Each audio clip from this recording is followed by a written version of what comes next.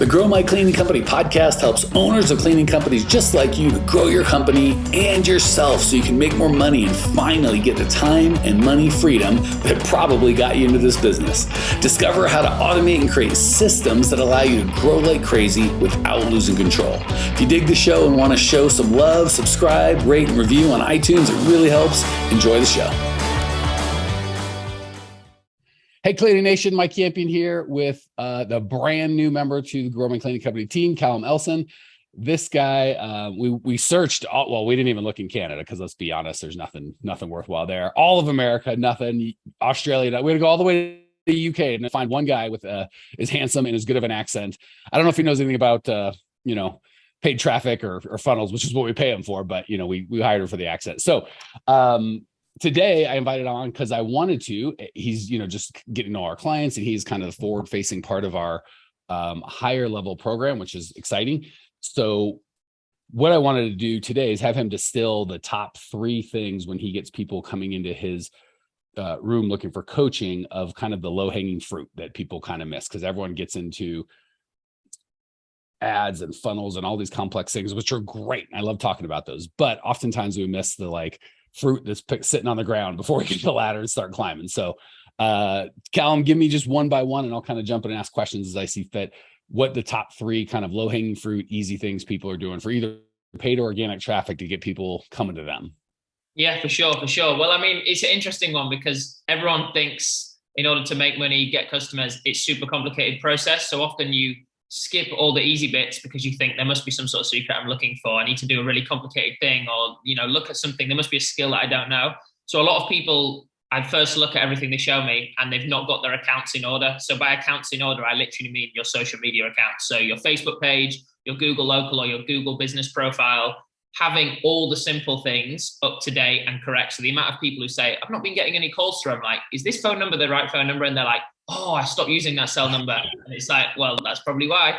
So making sure that just doing an audit of all your own profiles and double checking, is that email address correct? If you've used multiple websites or you've changed the URL link, have you made sure you've updated it on all of the profiles?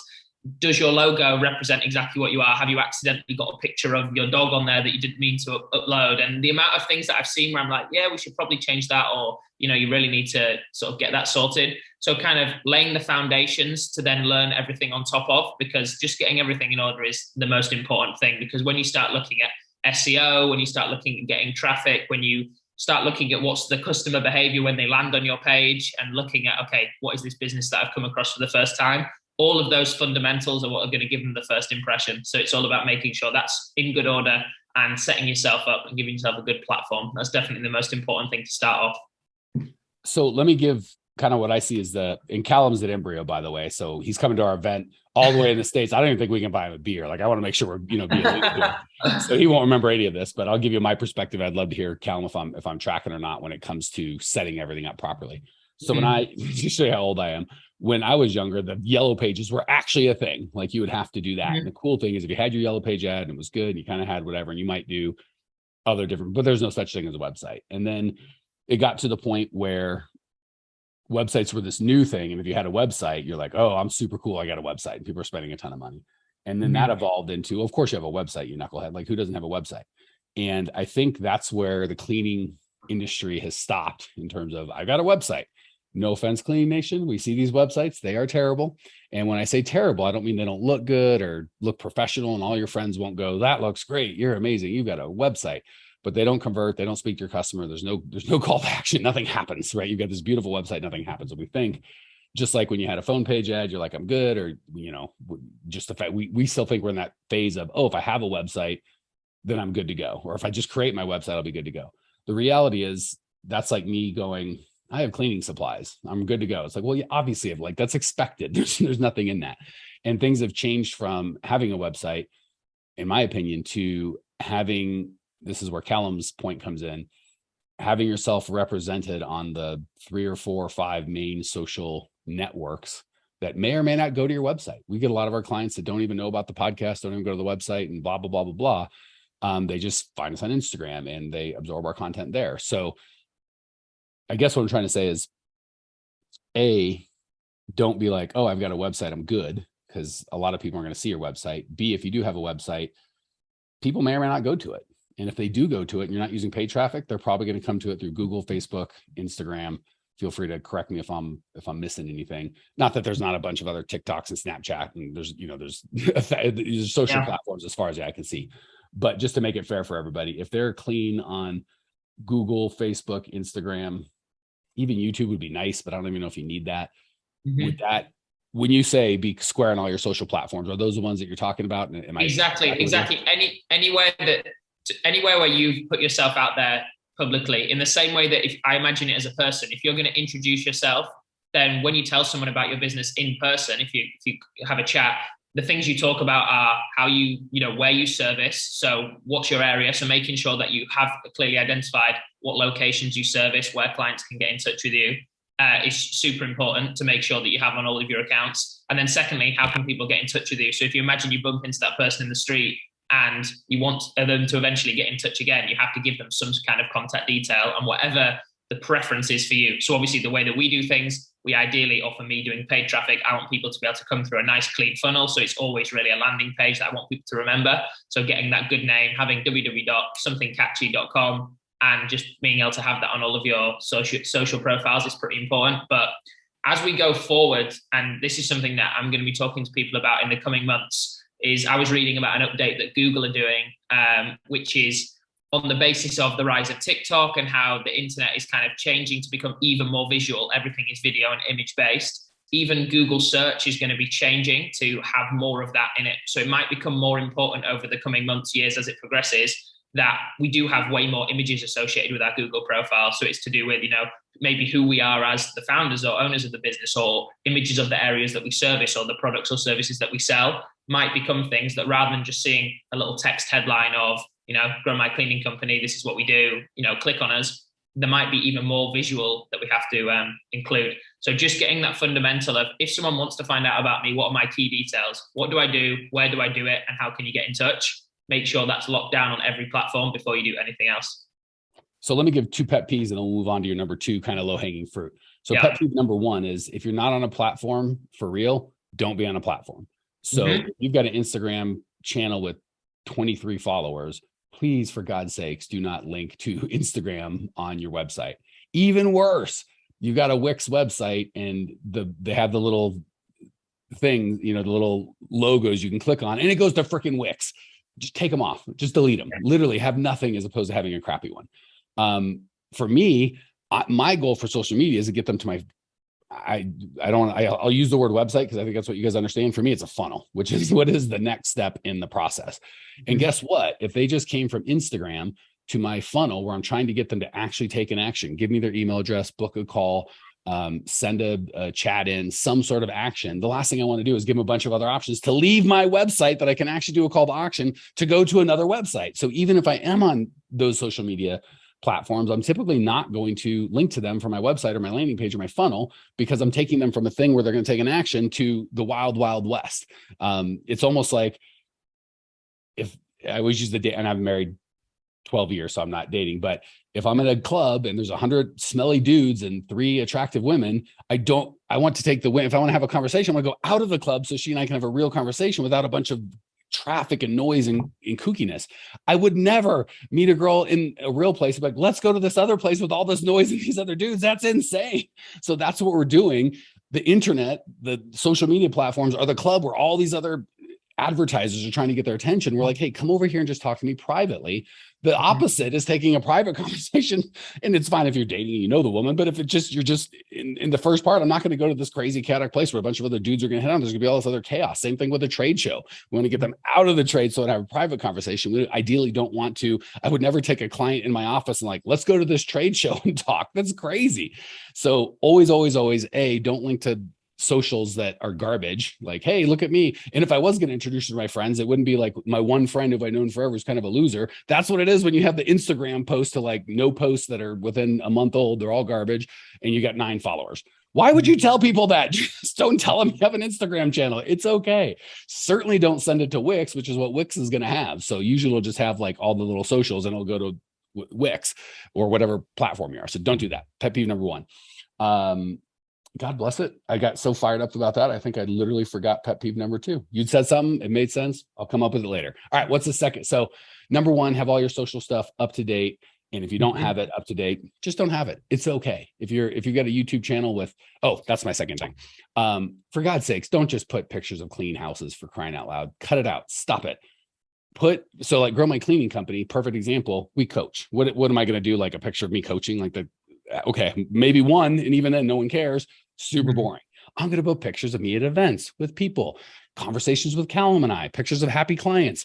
Human beings are what they care about. So don't take a picture of some random, and again, no offense, you could buy for $1 or whatever, a picture of a clean house. Like, who even knows if it's your house or you cleaned it? And most of the time they're fancy houses that look nothing like your client's house. So they're not even connecting there. You want it to be, if you're going to have a clean house, have you with your arm around your client with your arm around you, smiling, happy. People like faces and things.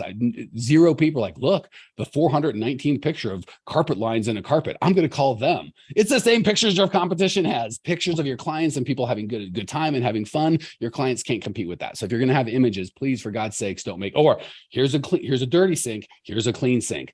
Everybody's doing the same thing. And there's 1,000 of that same picture, or bathtub, or fill in the blank with whatever dirty and clean thing you want.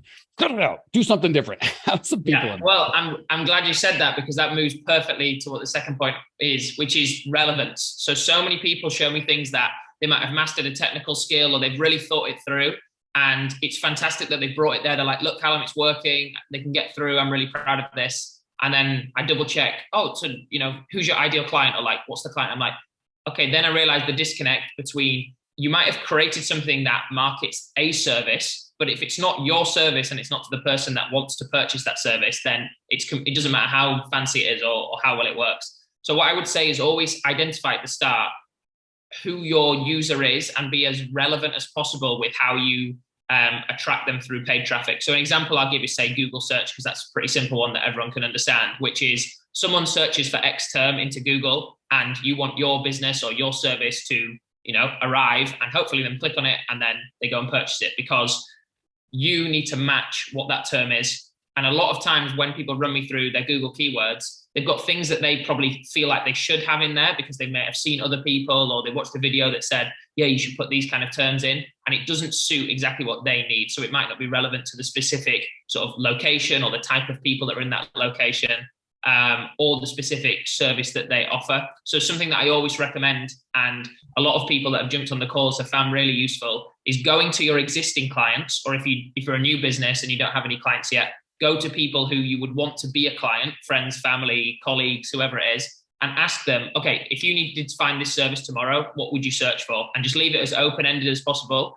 And the amount of terms that have not crossed my mind or any of the other guys' mind, and they've thought, actually, I didn't realize that people searched for insured or highly trusted or highly rated. They're terms that they missed out of their Google search, but everyone that they spoke to said, yeah, I always search for like best rated in my area cleaning service, not just home clean, which everyone thinks is what you should put in. So what I would say is a super easy one is, even if you don't have the technical skills to do it yourself yet, prepare to learn how to do that by first working out what is relevant. What do people search for? What are they looking for?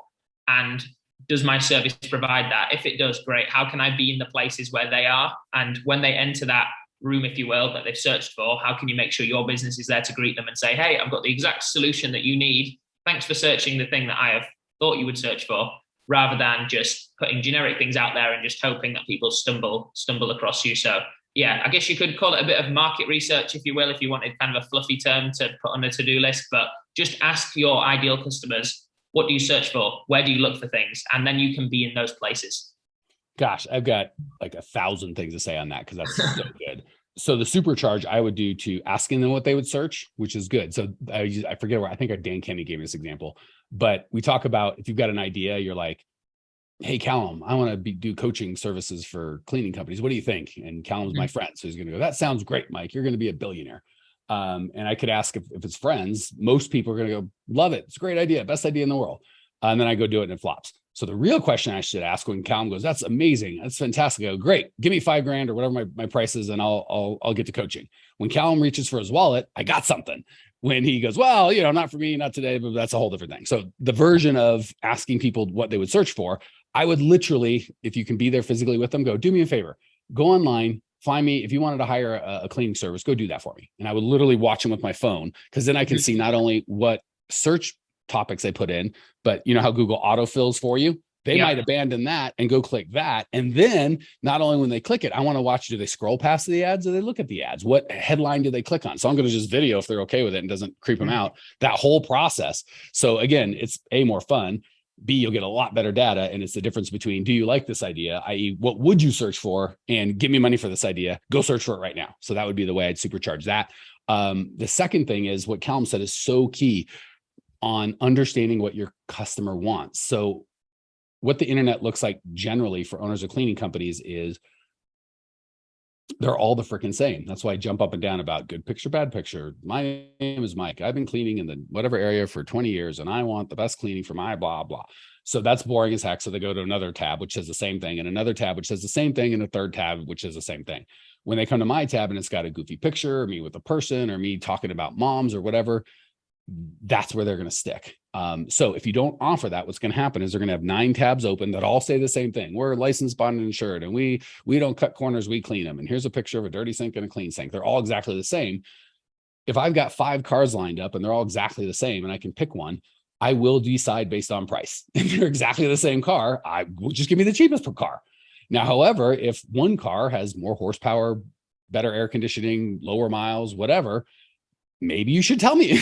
And again, it depends what I want. If I'm a guy who wants to go fast, that's going to be super interesting. If I'm a mom with kids, the fast ain't going to matter at all. So if you have the generic message, it's going to be on price. If you have the specific message to the wrong person, hey, this is the fastest car out there, and I got a mom looking for airbags and, you know, child seats, that's not going to work. So general equals price, power, niche equals not price, right? And so, I think on that as well, so in that example, it's about you identifying what are the strengths of your service and then catering to those right people. So you walk in, there's 5 cars, great. But if we imagine that in a paid term, you might have arrived there because you searched fast car. You might have arrived there for safe car, large car, family car, whatever it is. So work out what your sort of strength is. So if the strength of my business in that case was I have the fastest cars, that should be the thing that I'm advertising, not just leaving it as a second point of like, oh, when they arrive, I can tell them it's fast, you know? Well, I would go so far as to reverse engineer it. So you can have some success, because here's the problem. Callum's phenomenal at paid traffic, but he's newer to the cleaning. So I'll tell you what everyone thinks their thing is. Callum, you don't understand. I'm the best cleaner out there. My cleaning is magic. I clean better than everybody else. Problem is, everybody says that. So if I've got 10 stores that are like world's best steak, and they all say world's best steak, well, first of all, 9 of us are lying. And the other one is that's not what my client actually wants. So I would literally reverse engineer it. Perfect example. We have most of what we talk about is hiring and client attraction funnels, because that's what you all want. Guess what our clients get? Hiring and attraction funnels or client and employee attraction funnels and a crap ton of mindset work. We don't talk as much about that because that's not what you all want. We provide it because I know you need it, but we want to have the bait that you guys are going to be interested in. So when you provide the service, certainly you have to do a good job and whatever, but you might go, oh, I want to serve green cleaning, so I'm going to advertise green cleaning. But the problem is everybody advertises green cleaning, so it becomes nothing. I would go to my clients and go, what is it you want? And if it's not a fit, I want the cheapest price, and I don't care if they have insurance or just got out of prison, and I don't care, I just want cheap. Great, wrong client, find somebody else, upgrade your client. But when you have the client that's a perfect client that you want, and they're into, I need my laundry done, and you're like, I don't do laundry. Okay. Or you could go, why don't I do laundry? And again, we're not talking about one client, we want more. So absolutely, you want to advertise your unique selling proposition. I think Callum's spot on. I would just go so far as to modify or mold your unique selling, as long as it's not outside of your ethics, right? Like if my people wanted something I didn't think was good for them, or I don't want to do, you don't have to, like, there's boundaries to, cheap is probably a good one. Like my clients might go, I want it to be cheaper. Well, I don't care. I want the best clients, and I know the best clients don't want the cheapest price. So I'm not going to do that. They might go, I want to know how to black hat SEO and trick Google into thinking I'm magic. I'm never going to offer that to them. A, because I'm not great at it. B, because Google's just going to change their deal. C, because if they don't have the systems and processes they need, it doesn't matter how many leads they get from Google. D, if they don't know how to turn the leads into sales, it doesn't matter. E, if they don't know the right leads, there's 1,000 reasons I'm not going to do it. But if you guys are into, I know you need market, or I know you need mindset, but you want client attraction, well, guess what I'm going to talk about? Client attraction. So I want to make sure that you do that. And the last thing I'll say on that, where Callum touched on it, made a note, is really understanding your customer. It drives me nuts when I have people that go, I I do residential and commercial, but I really want commercial. I'm like, great. What's the name of your company? Mike's Maid Service. Well, what do you think freaking commercial people, you know what I'm saying? Like any real commercial building is not frankly going to hire Mike's Maid Service, right? Or the reverse. I do a bunch of commercial. I want residential. What's the name of your thing? Mike's Commercial Jet Hangar Cleaning Company. Hi, Susie Mama Bear. Can I clean your house? No, it's insane. So make sure that you just general stuff, like you match what you offer to who you want, and don't get confused when a big commercial account won't hire Mike's Maid Service to clean their commercial office building. All right. What's magic thing number 3, buddy? Final thing is so simple, and it's for people that have things set up, is to check that everything works and is in the correct way that you want it before you spend any money doing it, or even your own time. So I'm talking from the very simple things, such as if I click something on your website, does it go to the place where you want me to go? And do I get there quickly? Is everything spelled correctly on that page when I'm there? Once I'm there, what are the next steps that I can take? If I'm, for example, people that have a calendar to book a call, does that calendar work? Do you get a notification when that call comes through? Will I be automated and notified? The amount of times where people have things set up and are wondering why no one's come through a funnel or why something isn't working, and I go on and say, oh, let me just put in a test and I'll try and book a call with you now, and I can't fulfill that process. I feel sorry that they've spent so much money on the ads already for no one to be able to do anything, and also the time that they've spent working on other things when the foundation, again, has not been set up. So 100% check, get friends, family, yourself to go through a funnel, try and book a call, work out where it gets a bit sticky and if things, don't work. And if you need help with those things, reach out to someone that knows how to do those things, whether they need to teach you how to do it or fix it for you, because you can't do anything else until you have everything in place that's working and correct. So yeah, just checking things sounds so simple, and I don't want to dumb it down too much for anybody because people are super clever, but sometimes we're so clever that we just forget those things and think, oh, I'm sure I've spelled all of that correct, so it'll be cool. And I'm sure I set up the button when I did it last week, so it'll be fine. And actually, we've got so much going on that we forget these little things and it screws up everything. So yeah, just check, and check again. I can't emphasize that enough. And here's my fear for you guys. Love you. Please don't hear any negativity. But there's somebody out there who's the fat guy who Callum said, sugar is really going to kill you. And like, I've heard that before. I've known that. I've been told 1,000 times, and yet they're fat. So what I don't want you to do is hear freaking check it and go, I know that's obvious, but you haven't checked it. So I can't emphasize, we are more online of our business than most of you guys, just because of the nature of our business. And we have lots of money and time and resources and all that stuff, and still crap doesn't get checked. So it's like, yeah, you can have a plane and check the this and the that and the whatever. And if you haven't put gas in it, it is not going to go. And you're like, well, of course I know to put gas on it. It's not knowing to put gas in, it's putting gas in, making sure you have enough. It's one of those things where I think people are going to hear and just gloss over. Okay, got it. Because it's so simple. People don't want to do it. And I think I don't know what the thinking is, but I couldn't agree more. Before you spend a nickel on anything, literally go through the whole funnel. Like, you do not like jump in from the back end and sign up, something, like literally go to the website, like the very first, have the exact same experience. I would even do a private browser, right? Because sometimes if you have a non-private browser, your computer remembers things. Start with a private browser. So you're like, or go to a freaking friend's house if you're super tech low and you don't even know what that means, and just go through it. Or even better, watch a friend go through it. Even that's the best, just like we talked about, because maybe it works technically, but he or she gets confused at a spot that you assumed you knew. They do that in movies where they have this big movie and they edit stuff down and they'll show it to a test audience and they'll be like, wait, Callum was Mike's brother? I didn't know that, because that was mentioned somewhere, but they cut it out and they didn't know it, but we've written the script, so we know it. So they have to put in some little thing where I go, Callum, we've been brothers for a long time now. And then like, okay, now people know that. Same thing with the funnel. We do so many changes. We have this thing that we think we remember, should know, but then that guy who's new, he wasn't doing this funnel for 3 weeks with us. He has no clue and he's confused.